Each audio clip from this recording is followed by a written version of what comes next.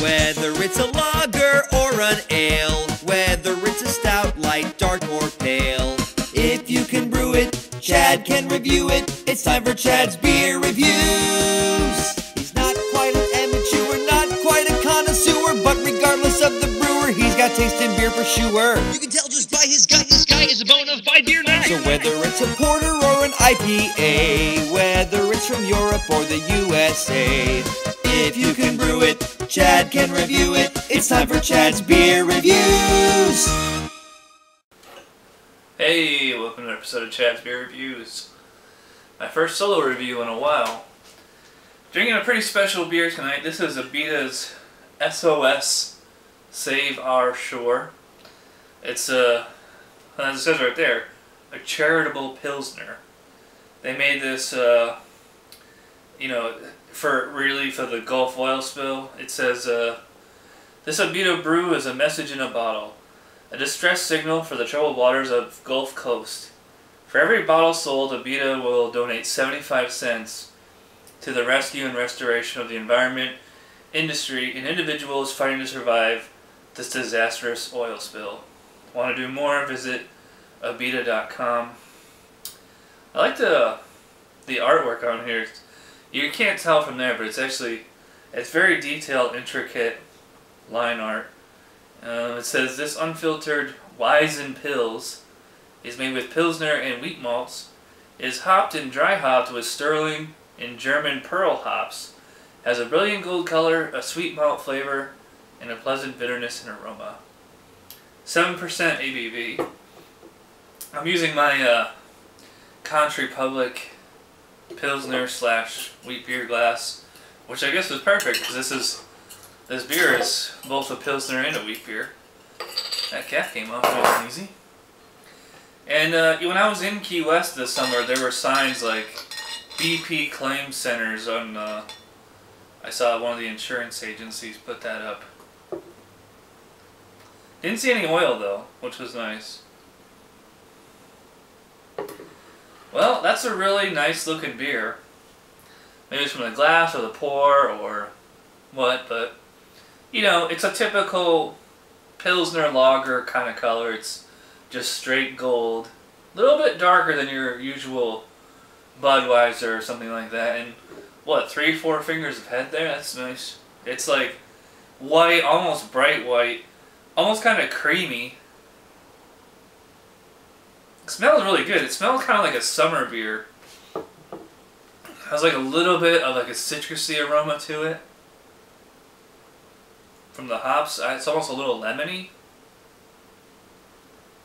It's not very aromatic, but you know, from the look alone, this looks like the kind of beer I just want to dive right into.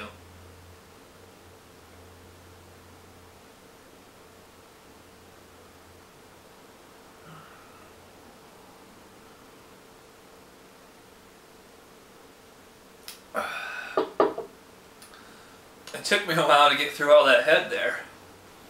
There's a lot of hop oil trapped in the head. So even the head itself is actually, it's very bitter, but there's like a creaminess to it. Once it gets to the actual liquid, it's tasting like, you know, a reminiscent of any other, you know, generic Pilsner, but with like so much more strength to it. It's not like flat and, you know, grainy.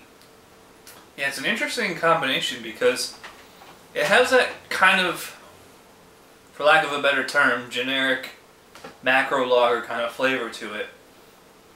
Nice crisp body, but because it seems pretty highly hopped to me. I don't know what the IBUs is on this or anything, but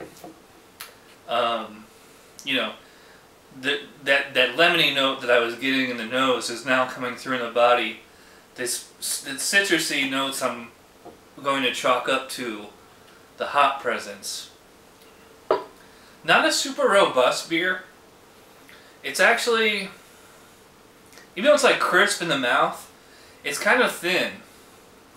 And it's kind of a short body. You know, the flavor mostly hits you up front.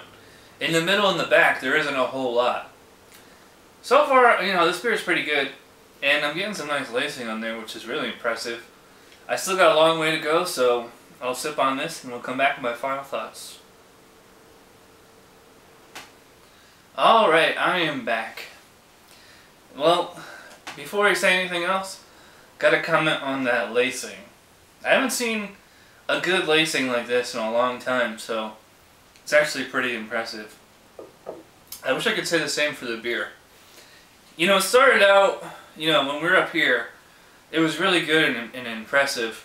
But as I got further down, I just kind of like lost interest.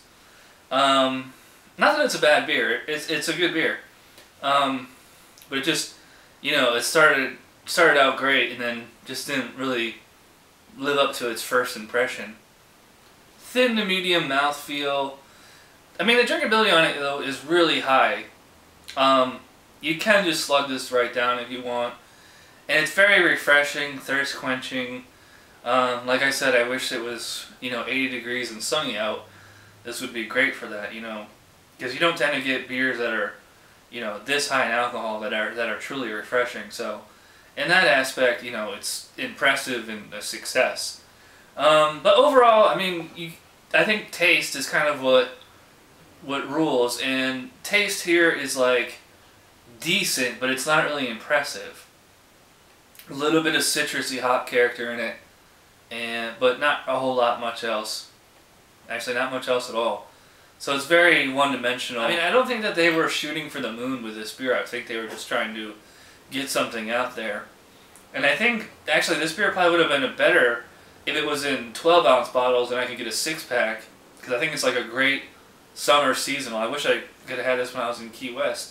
You know, drinking this now in October. I like it, so, like I said, 6 out of 10. It's an above average, okay beer.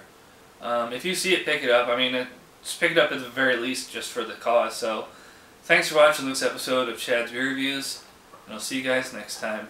Bye.